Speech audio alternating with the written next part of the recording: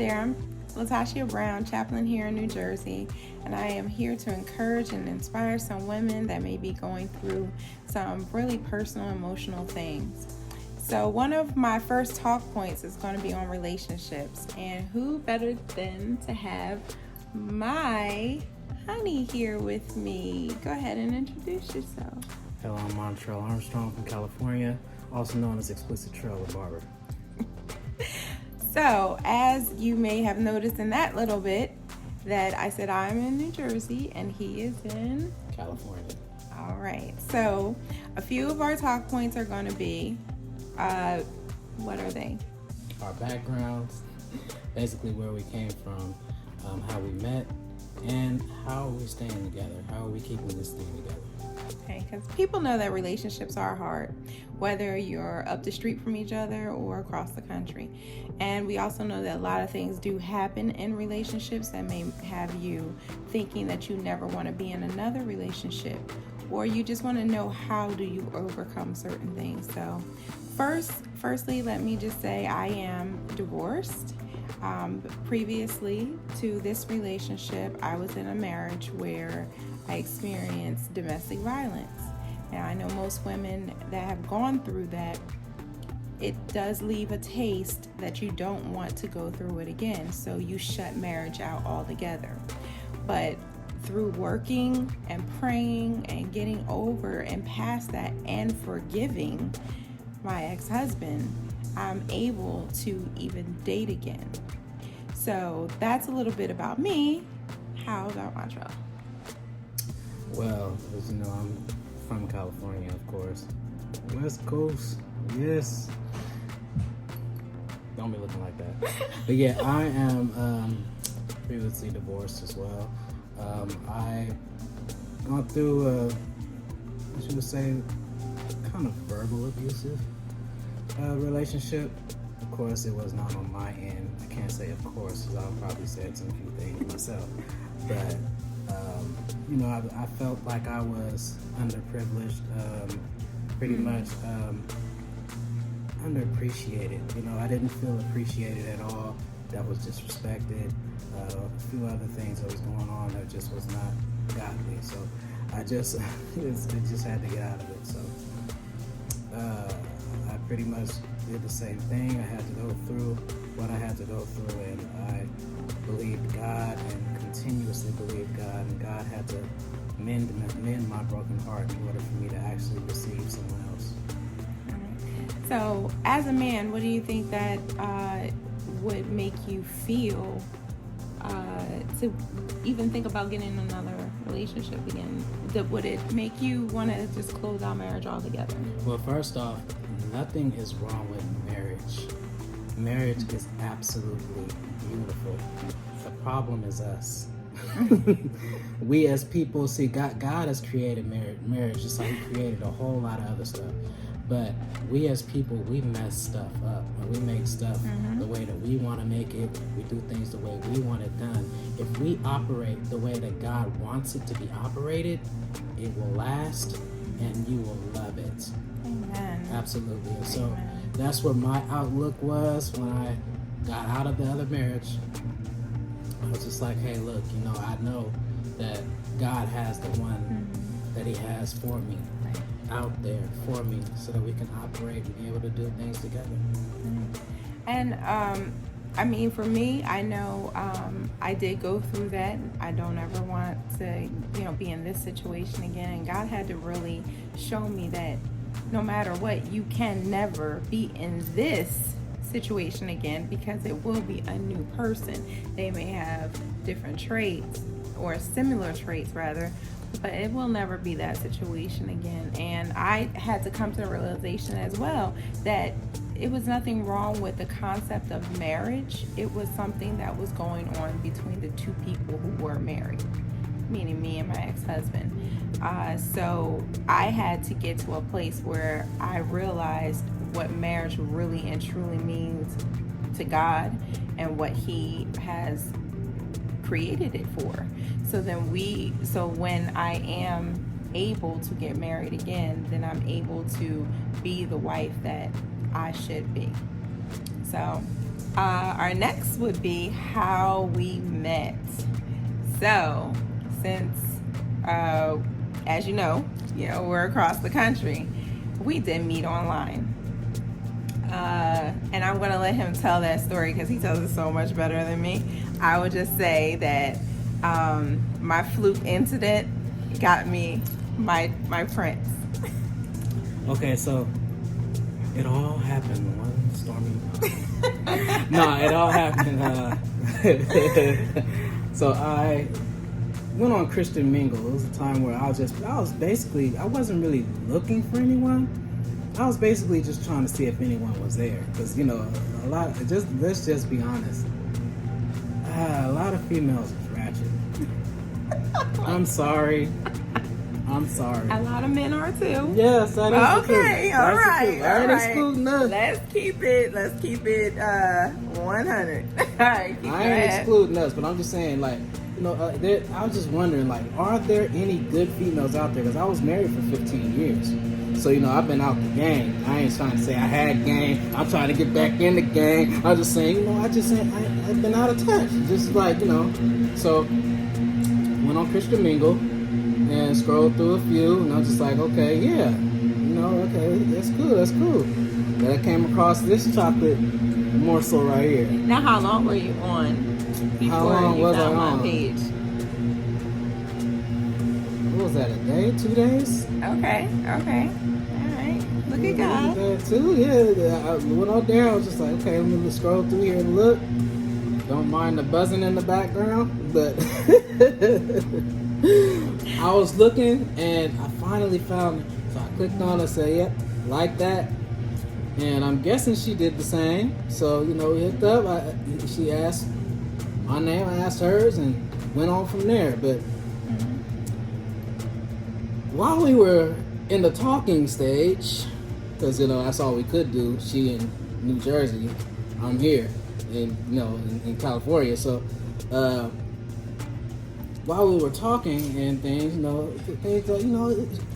let's start liking each other. And so something came up to where she just said, where are you at? I was saying I was at home, and then she asked me a question. She said, are you still living with your ex?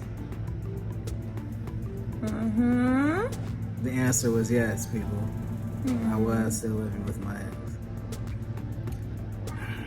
Now, we were going through the process of divorce. Divorce was not final. It wasn't. And I felt so dumb because, again, remember, I was not looking for anybody. I was just trying to see if anybody was there. Right. And it just so happened that, coming across her, I was just like, hey, let me talk. And we started talking and started liking her, and then it just, I said, oh. So what happened once you told me that? She said, I'm done. I ain't messing with you. I was like, what? Ladies? I ain't messing with you. You in the house there, you doing all that. I said, oh, Lord. I ain't gonna lie. I was like, I felt heartbroken. She broke my heart. Now, she broke to my that heart. point, though, ladies, we have to take ownership for ourselves. And we can our relationships are only going to be what we make it. We control the relationship. So we have to put, the standards out there like, hey, we're not going to do this. We're not going to do that. We're not going to do this. We're not going to do that. And what could have happened if I just was like, oh, okay, whatever, and had no standards? So how long did it take for us to even start dating? From that original, meeting and talking.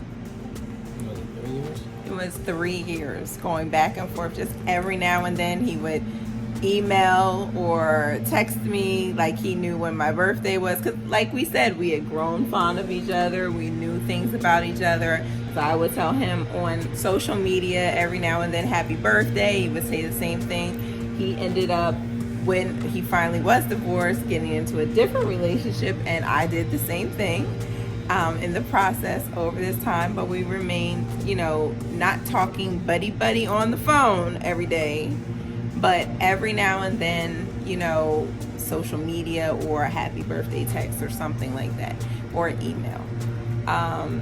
So that was 3 years. Now for me, how long was I on the site?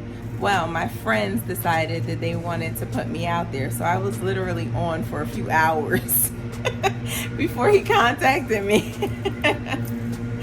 And we had the longest, conversation, so I didn't stay on there long. But one of the things that really caught my attention about him is his respect to my wishes, as far as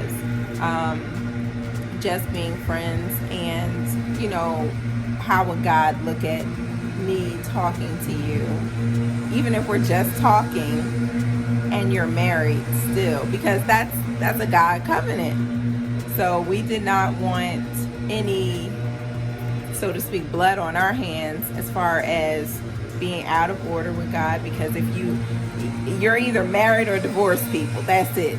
You're either married, you're either single or you're married. There's no in between. You can't put no we seriously dating on your tax return. You filing separate. So if you're not married, you're single. So he was not single at that time. I was actually single. So we really waited, and 3 years later, we just so happened to be having a conversation kind of like through social media, laughing at a post, and then did you call or text or something like that? And we started talking on the phone, and he went, hold on, you're single. And now I'm single. And we're both divorced now. I'm like, yeah, we didn't even pay attention to that. And I went to I don't know, because you're all the way across the country, and I don't know what to do this and da-da-da. And then he said, check your text message. And when I looked in my messages, he had sent me a screenshot that he had bought a plane ticket to come and see me. So his persistence, his respect, and the fact that he has always, like I said, been very respectful to me and my wishes, and to how we want to live our lives, which is godly.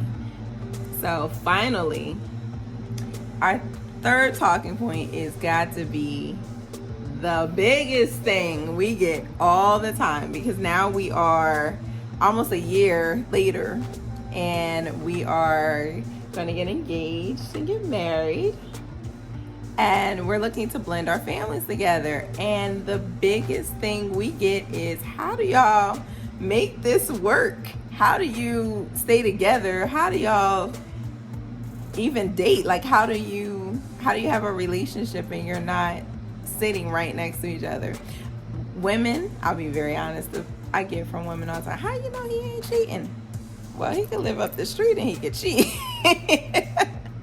He could be living in your house and he cheats. So, it's not really, that's not a factor in things. So I feel one of the things that we do is we have constant communication. Our lines of communication are wide open. That's one of the first rules that we made, is to always be available for communication, which I think is one of the biggest issues in marriages. So if you can practice it while you're dating, then you have no problem with it when you're married. And another thing that we've learned to do is not just communicate, but we've learned how to fall in love with the intellectual person, the spiritual person, and not the physical person. So, of course, we met and were attracted to each other, but we could not be in each other's presence all the time to just be looking at all of this all the time and getting distracted. So our conversations were very deep. They were not just, what's your favorite color and what football team do you like? Unfortunately, he likes the wrong team, but I love him anyway. So, communication was our biggest thing, and I believe that we've really perfected it because we've gotten to the point where we can tell each other everything. We've gotten to the point where most of the hard conversations we've already had and gotten out of the way. The ones that you really don't, what's your credit score? Like those types of questions that you don't want to ask.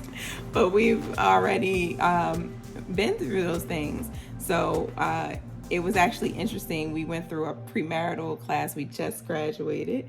And that was in the beginning of it. And we were just laughing because we had already went there. And they were saying, oh, it's going to be so hard. We're like, yeah, we know.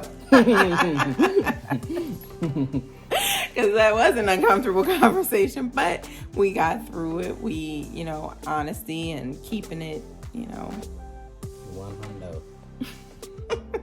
So what's another thing you think the main thing that I always tell people, because I'm always asked this question at the barbershop, like, how do you guys make this thing work? What is it that, that keeps you guys together?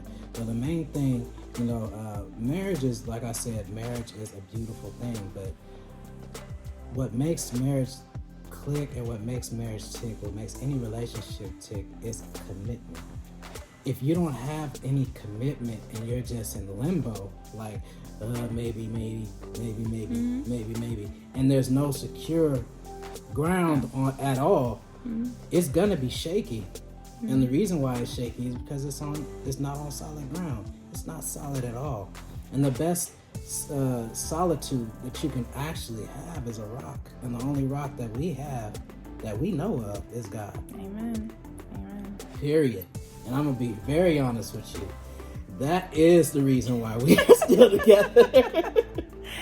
We've had those moments where we're like, you know what, like, you all the way over there. I'm done. Forget you. But it is God, and it's your decision, it's your choice. Love is a choice, people. Mm-hmm. You can either decide. You can either choose it or you can lose it. Yes. And that's just as honest as I can get. You can either, when you're talking to a person, you can either choose to still rock with that person, work the thing out, or you could just be like, kick rocks, be like, bye, see you later. Mm-hmm. But when it comes to marriage, you should not allow that option to be there. Right. Take that option out the window. Right. Like, look, we here. So the closer and the closer that we've gotten together, and we've made that decision. We weren't looking to date to date. We were looking to be married again. Mm-hmm. So especially since we know what it is to be married, and miss being married. Mm-hmm. So we were dating with purpose, number one. We were dating with communication, and we were also dating with a commitment. That every day we woke up and we decided that we were going to find a way to make this work. That it didn't matter where we were, how we were, or what was going on, because I know that as much as he looks and sounds so wonderful, he has gotten on my nerves, and I'm pretty sure that I've gotten on his. Not as much. But we have to make that decision that no, we're going to commit to be in this relationship. We are committed to each other. We're not committed to the thought. We're not committed to what it looks like. We're not committed to the hype. We're committed to each other, and we're committed through God. And we are going to do it His way, so then we can have the relationship that He's always wanted us to have. So I really hope that that's blessed somebody. If you have any comments, any questions, before we stop, do you have anything else for the people?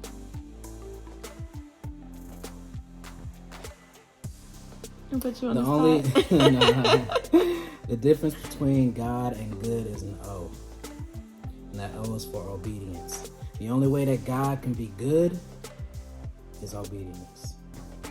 You want God to be good to you? You want that goodness that God has? Put that O right there with God, and you'll be good. Come on, preacher. All right. So As we say, teamwork makes the dream work. Yes. So I'm glad that you guys all tuned in. If you have any questions, any comments, anything that you would like to share, especially our married folks that are been married for 20 something years, tell us how you stay married. We don't know everything. We sure don't. All we know is what we know. And Exactly. There's always room to grow. And there's always room to grow. So we are very, very, very humble. We'll take all suggestions, and we're like sponges. Those are the people that we find, and we, what did you do? 26 years in the game, 30 something. The one lady, they were 40 something. Mm-hmm. Yeah, that one couple 40 something years. My parents 40 plus. Yes. That's like 2 people. We would love your comments, suggestions, all those different things. And if you like this, please share us. Next time I come on, I will be by myself because he will be going back to California. But we'll definitely try to come together again and do more talks. So tune in next week to hear another talk with Tash.